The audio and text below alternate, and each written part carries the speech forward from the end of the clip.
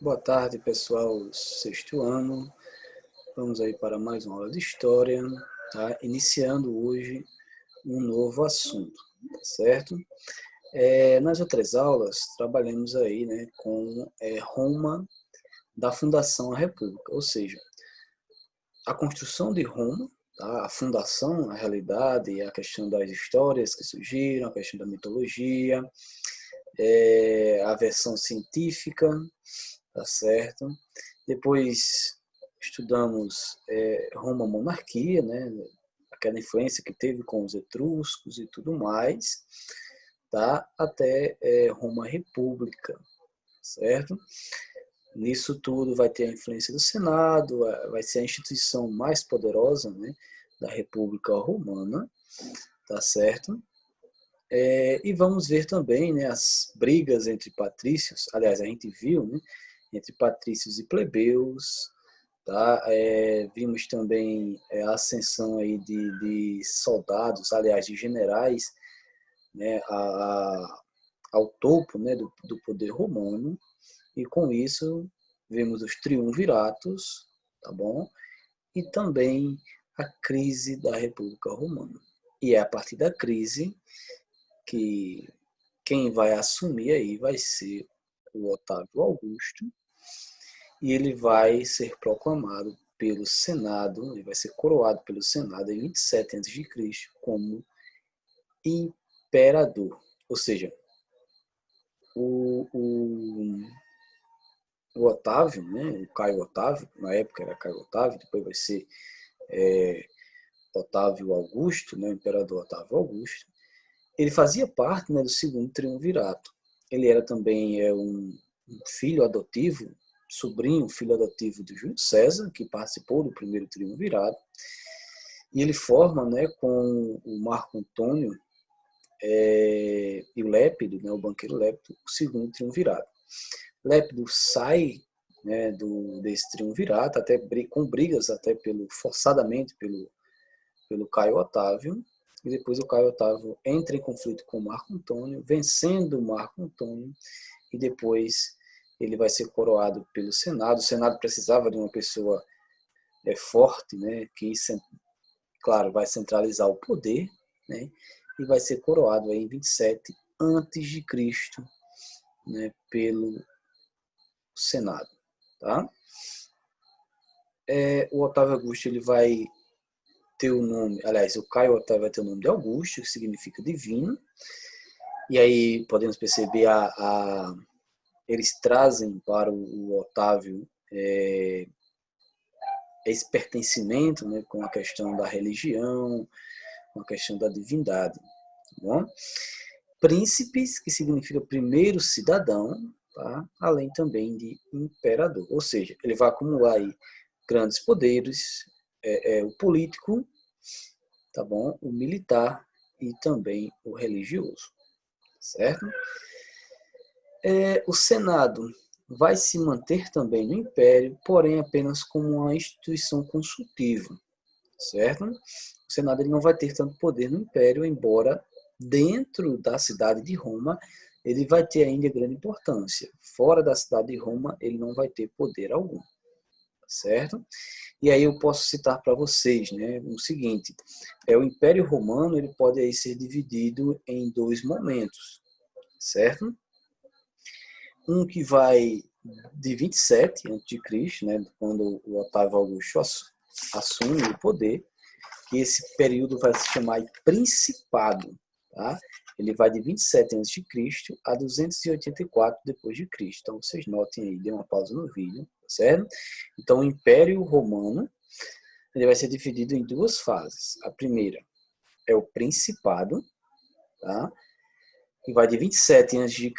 a 284 depois de Cristo. O que significa o Principado? Significa dizer que o imperador romano ele não vai ter tanto poder dentro de Roma. Ele vai seguir as leis romanas, certo? Ele não vai ter tanto poder dentro da cidade de Roma. Agora, fora da cidade de Roma, ele vai ter muitos poderes, né, poderes aí absolutistas, tá certo? Essas são as características do principado. O imperador ele vai ter pouco poder dentro de Roma, ele vai governar Roma a partir das leis, tá bom? Só que fora da cidade de Roma, ou seja, nas outras províncias, ele vai ter poderes absolutistas. Isso não quer dizer que ele não tinha força dentro de Roma, tá? Significa dizer que ele seguia aí dentro da cidade de Roma as leis romanas, tá? Por isso também que ele vai até consultar muito o Senado romano, tá? Embora o Senado romano vai diminuir muito, né? Ele vai na República eram 300 representantes, 300 senadores, no Império apenas 60, tá bom? A outra fase, né, o primeiro principado, tá? O imperador não tem tantos poderes dentro da cidade de Roma, mas nas províncias tem muitos poderes. Já na segunda fase vai ser dominado, tá? O nome é esse mesmo, que vai de 284 depois de Cristo até 585 depois de Cristo, tá bom? Ou seja, isso quer dizer o quê? Que o imperador ele vai ter poderes absolutistas tanto nas províncias como também dentro da cidade de Roma, tá certo? Podemos dizer que o principado, o imperador seguia as leis e o dominado ele não seguia, né? Ele era totalmente absolutista. Ele fazia aí o que ele queria dentro da cidade de Roma, como também nas províncias. Eu acho que deu para entender. Qualquer coisa, na próxima aula, se estiverem com alguma dúvida, eu explico novamente isso, tá bom? E aí o Império, no caso aí o Império do Ocidente, tá? Ele vai durar aí, sim, depois eu vou explicar isso melhor, tá? Depois o Império Romano vai ser dividido em dois, tá bom? Oriente e Ocidente, tá? Então, o Império Romano do Ocidente ele vai de 27 a.C.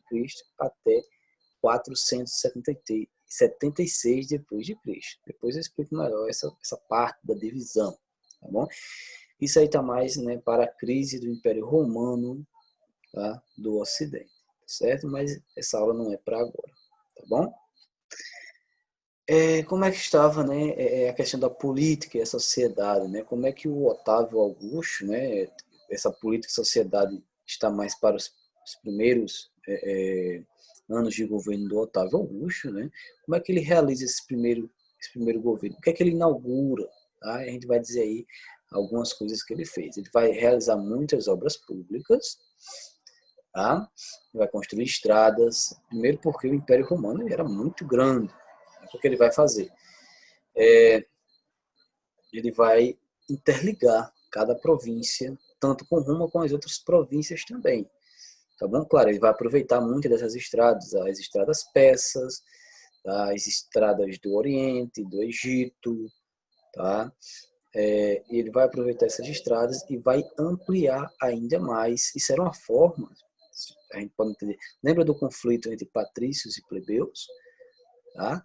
Então, o que é que ele queria fazer aqui? Gerar empregos. Ele queria apaziguar os ânimos, diminuir os conflitos. Então, ele vai aí construir estradas, construir pontes, anfiteatros. Né? O que seria anfiteatros? São teatros ao céu aberto. Né? Eles são meio que uma arena, né? Anfiteatros e arenas, tá? Aquedutos, tá? E distribuição de alimentos. Então, ele vai fazer tudo isso aí também para apaziguar os ânimos, para gerar empregos, para acabar com os conflitos. Essa imagem aí é uma ponte, tá? Tá aí no livro de vocês, na página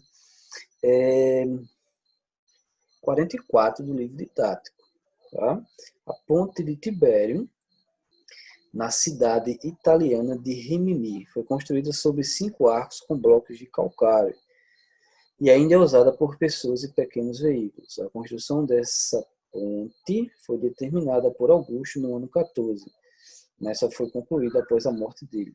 Essa construção, entre outras, demonstra a longevidade da engenharia romana. Então, ela foi construída aí há mais de 2.000 anos e ela ainda está, né, como a gente está vendo na imagem, ela está, né, como podemos dizer, de pé, né, está aí ainda sendo utilizada pelas pessoas. As pessoas ainda atravessam, pequenos veículos também fazem essa travessia, tá bom? Localizada lá na cidade italiana, tá certo? Para percebermos aí, né, as construções romanas, né, a importância delas e a longevidade, né, estão de pé até hoje, alguns, não todos. E essa política que eu estava falando com vocês agora, aliás, essas, né, medidas do Otávio Augusto vai inaugurar aí uma política que vai ser chamada de política do pão e circo, tá bom? Professor, o que seria pão e circo? Né? Pão, ou seja, o governante ele vai dar comida para as pessoas, ele vai dar alimentos e também ele vai dar diversão. Pão e circo, certo? Alimento, diversão, tá bom? Além dessas construções de empregos e tal, ele vai distribuir alimentos como trigo. Ele vai realizar também espetáculos gratuitos, né? E frequentes, eram bem frequentes, inclusive o calendário romano era de 365 dias. E acho que era metade, um pouco mais da metade, acho que é mais ou menos isso, era feriados. E nesses feriados, né, eram muitos feriados no Império Romano. E muitos desses feriados, todos, acho que todos eles na realidade, eram comemorados assim, com festas, com diversões, né, com as arenas lotadas, com os anfiteatros lotados, né, e o que era que se tinha aí também lutas entre gladiadores, né, gladiadores e feras, ou entre gladiadores, ou gladiadores com até legiões romanas, até com soldados romanos. Tinham corridas de bigas, que é essa imagem que vocês estão vendo aí, né, cavalos puxando, é chamada de bigas, mas parece até com uma carroça, não sei, mas não podemos, não é esse nome, tá? É só parecido. Então, corridas de bigas e encenações teatrais eram muito comuns, tá certo? Principalmente, claro, as lutas entre os gladiadores, tá bom? Era muito, muito comum mesmo. Claro, tem até uma questão, né? Aqueles que eram mais ricos sentavam mais à frente para verem melhor os espetáculos. Aqueles que não tinham tantas posses sentavam mais atrás. Tá? Enfim, todos aí lutavam, tá certo? E aquilo que eu falei para vocês, esta política era uma tentativa de manter a população tranquila.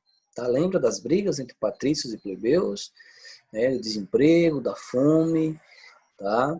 Então tudo isso aí era para, né? E até hoje isso é utilizado, né? As pessoas falam muito, né, da política do pão e circo, tá? Falam que nossos governantes, né, acabam fazendo isso para não gerar conflitos entre a população, tá bom? Mas não vem ao caso. Vamos aí continuar nossa aula. E isso tudo, né, vai gerar aí a Pax Romana ou a paz romana. O que seria isso? Vai ter início aí com o Otávio Augusto, tá bom? Seria o seguinte, redução de guerras. Né? Não é que as guerras vão diminuir, não é que a expansão territorial romana ela vai diminuir no início do Império. Tá? Isso quer dizer que o imperador ele precisa cortar gastos. Tá? Ele precisa conter os gastos, ele precisa equilibrar a balança comercial. O que seria balança comercial? Ele tem que gastar menos do que ele ganha. Ele não pode gastar mais do que ele ganha. Ele não pode comprar mais do que ele recebe, entendeu? Ele não pode comprar mais do que ele vende. Tá bom? Eu acho que deu para entender. Seria mais ou menos isso. Certo? Então ele precisa fazer isso. Então ele precisa reduzir essas guerras. Precisa também reduzir, porque se tem guerras, vai ter muitos escravizados, vai ter uma outra província para ele dar conta, tá? Vai ter que ter mais exército para ficar ali naquela província, e gastava-se muito com o exército, certo? Então ele vai diminuir muito as legiões romanas. Até a República tinha cerca de 50 legiões romanas, cada uma era entre 6 e 8 mil soldados. Então ele vai diminuir pela metade, tá certo? E isso, claro, vai gerar um período de estabilidade, de ordem e paz, mais ou menos aí durante 2 séculos. Tá bom? Então, eu espero aí que vocês tenham entendido, tá? Ainda tem um slide, o professor ia acabar a aula. Isso seria as dinastias, tá, pessoal?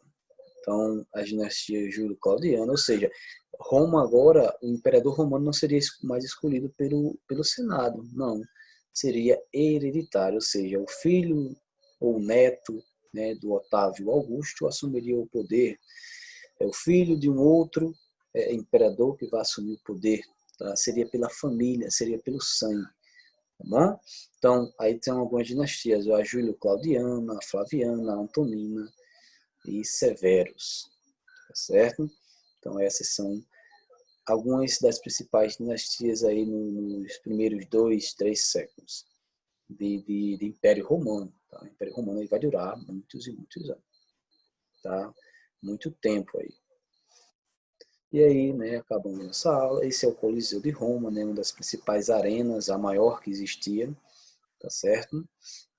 Entre outras, né, entre inúmeras, tá bom? Então, espero que vocês tenham entendido, tá? Qualquer dúvida, vocês vão falando aí, certo? Então, tenham uma ótima tarde e até mais.